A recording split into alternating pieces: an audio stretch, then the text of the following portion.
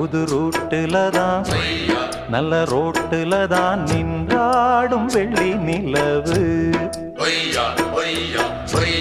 இந்த ராத்திரியில் ஒரு யாத்திரையில் பூவோடு காத்தும் வருது.